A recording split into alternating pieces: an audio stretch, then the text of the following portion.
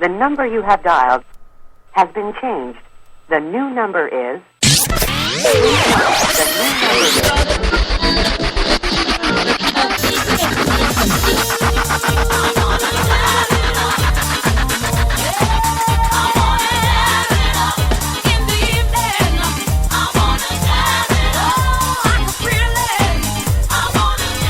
What's up, y'all? Welcome to OA Magazine, and I'm your host, Omari Abbasi. And you know, we do this every weekend. Now, with the exceptions of the times that I forget or I'm lazy. But when I'm on the money and I'm feeling good, you will meet me right here every Saturday. Now, I'm feeling a little jazzy, obviously. This is my cut. So welcome, you guys. I'm your host, Omari Abbasi. If you've never listened to the show before, I'm this artist guy who does a podcast, and I talk about basically nothing. But you know, I had so much on my mind this week, all week. This week has just been one of those weeks where I was like, I'm thinking a lot. So I started to, you know, since I have a phone or whatever, I start every time I have a thought now, I'm like, okay, I'm going to type it. And so I have like all of these notes that I was like, this is stuff I could talk about. Like, this is shit that I can bring up on my show. And so, you know, obviously today you noticed it was called Celebrity Dicks, and I'll get back to that. But we're going to start off the top of the show by giving some love to some people this week. It has been a good week. I have been having several of those. Like, it has been a minute. It has been a minute since I've been pretty down, but this is good. Another amazing day here in Portland, so got no complaints there. But we're going to give some love to some people. First, we're going to give some love to Malika, who I met at this group that my cousin attends called First Fridays, and it's for a group of lesbians that hang out and talk usually. But I guess yesterday, the setup didn't allow us to kind of, well, I won't say us because I'm not lesbian, although I might as well be, but to kind of commune and chat and get together, and it just, I don't know, it felt disjointed, but that was just me. But I met an amazing girl. Her name is Malika, and she's from Atlanta, and this girl is about it. She's about everything, and I love it. I loved her energy. I loved her vibe. So if you're listening, Malika, welcome. Thank you so much for exchanging words with me. That was great. It was very encouraging and very sincere. So I hope to have many more chats with you in the future. I'm going to give some love to Peter, the photographer I met today at New Seasons. He and I are on Model Mayhem as photographers. And we reached out to each other, and actually I think he to me first, which is cool because I don't know, I'm a little snobby on there. I don't really talk to people. So I'm glad he reached out because we had a major conversation today. It was really, really pleasant. So Peter, thank you. So welcome to OA Magazine. So if you're listening, welcome, and I hope to exchange, you know, ideas and stuff with you in the future. So much, like, God, yesterday there were shootings downtown Portland, and all this Baltimore stuff, and I was like, you know, my show will never be about politics and racism, because these things we know exist. They do. And it's like, I don't like to, it's like I acknowledge them because I know they exist, but it's like I don't want to make them topics of conversation on this show, because this show is about leaving that bullshit behind. For a moment, none of us are going to be racist. For the 45 minutes that I do this show, we're not going to be racist. We're not going to be politicians. We're not going to be Tea Parties. We're not going to be Republicans, Democrats, liberals. We are just people who are listening, taking 45 minutes out of their day to listen to a person talk about anything that isn't related to them for the most part, and it's just an escape from your real reality. So let's do that, and let's always do that. Let's make a pact with each other that we will not ever get heavy about things we can't change. And I know that would open up a door for some of you, but we're not going to open that door. So One of the things I had written down was I was on the bus the other day, and Portland is forever interesting. It's always entertaining. It is not without some type of a visual or a smell. It's like it's always something. But yesterday or this week rather, I shouldn't say yesterday because that's not the truth. It was earlier this week. I was on the bus and this girl was carrying, bags of groceries onto the bus, and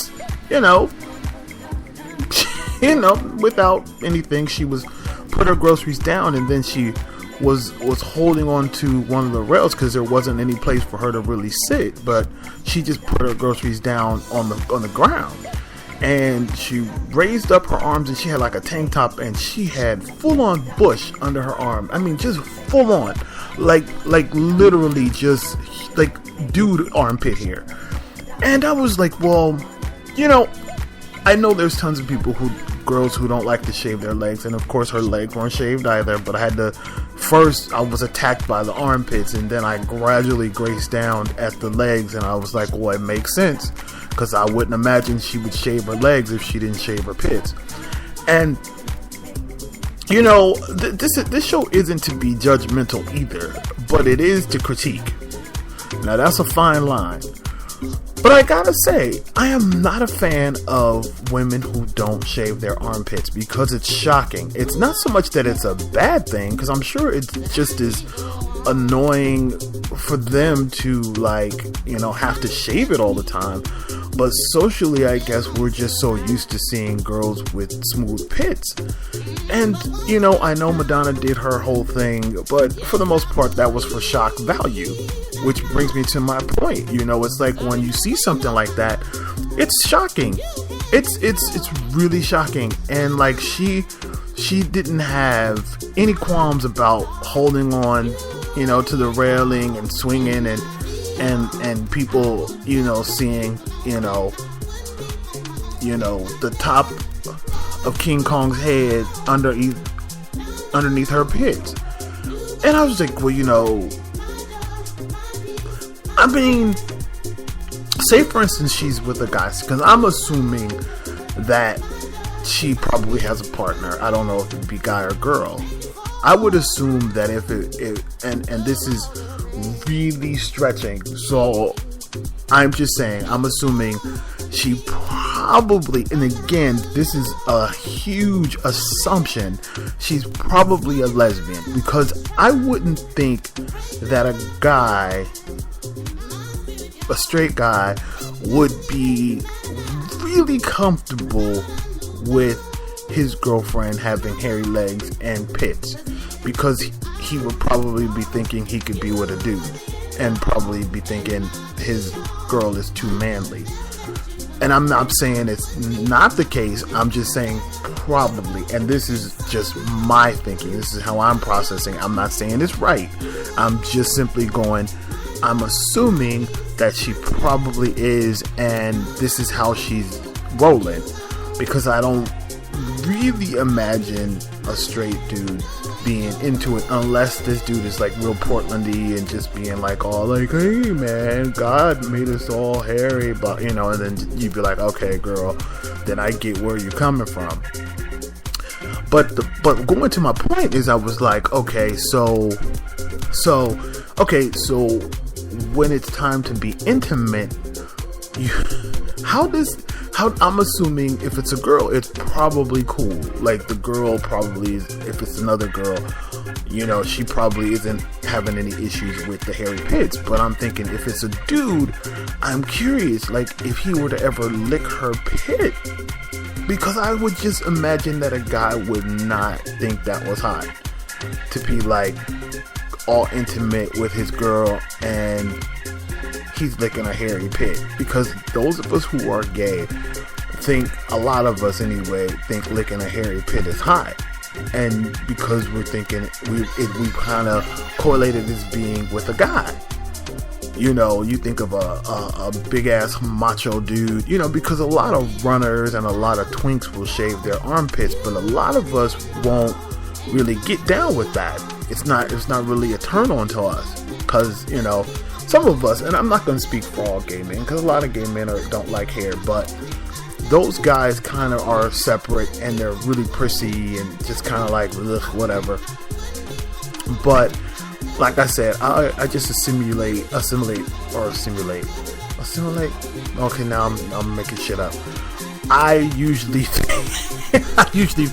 put a hairy pit with a guy, and I just can't really imagine that a guy would get like that intimate with a girl or get down with a girl's armpit who's hairy. Like, a lot of guys don't mind, you know, the bush downstairs, but when it comes to like armpits, I think that's where they draw the line, but I could be wrong. But I was just so blown away by it. Like, I was like it's not like I've never seen it before, but it's one of those things that every single time I see it, I'm stunned. And I haven't seen it in a while because I obviously haven't had this much of a discussion about it. You know, I'm just always curious. It's like, what do people think? See, this is when I need to start thinking about having people on my show. So what I'm going to do is I'm going to find a co-host, and I'm going to bring this topic back up, and we're going to find out what people think about girls having, you know, hairy armpits, and what that means. Because sexually, like socially, it's like when you see a girl with hairy armpits, I know people's mind process is like, oh my god, that's so gross. But what does that translate to sexually? Like, what, when you're in the bed with a girl, I just don't imagine you putting her arm around you and it feeling like a beard is rubbing against your face. I just don't see it. And I'm curious, so I'm going to have a co-host, and we're going to have this discussion because I need to know what that's all about. And, you know, something else I had that I jotted down that I wanted to talk to you about is, I was like, you know, because I'm perpetually always in transit, either on the train or the bus. So I'm always seeing, you know, topics of conversation as I'm, you know, en route to work or en route home. And so there was this guy, and he was relatively attractive. And I will say relatively because he was what, you know, the stereotypical Portland guy with a beard and the handlebar mustache and blah, blah, blah. So he was cute. Like, he's a clone. And I was like, okay, he's cute. But where the topic of conversation came up was he had on these shorts. They're cargo shorts, and y'all know how I feel about cargo. I hate cargo pants. I hate cargo shorts. I think we've had them way too long. It's like a trend that stayed way too long. So he turned around, and he was a big guy. He was a large guy. And so his stomach was like his shirt was a short sleeve shirt, like plaid. Okay. And his stomach was really, really big. So it was like hanging over his gut, like way far. Now, where the topic of conversation comes is like I could see the bottom of his belly from underneath the shirt. And so it was hanging like way over, because we call him a Dunlap. You know, it's like because your belly done lapped over your belt. So he had a Dunlap. So what I was thinking, and this is for real, this is a real serious question.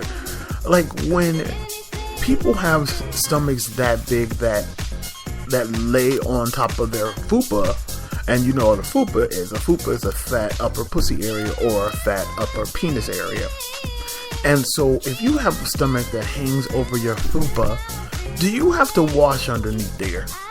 Like, I was just curious. I was like, because, you know, not everybody has parts to wash. Like, we pretty much all have the same parts to wash. You know, you get your pits, you get, like, you know, your face, you get your ass at the end. You know, you wash your ass and turn your back to the water, open up your crack, let it run through, wash out the suds. Like, we all know, like, that's pretty much the wind up of the shower. It's like, we're done. We're nearing the end. And so for me, I always wash my pits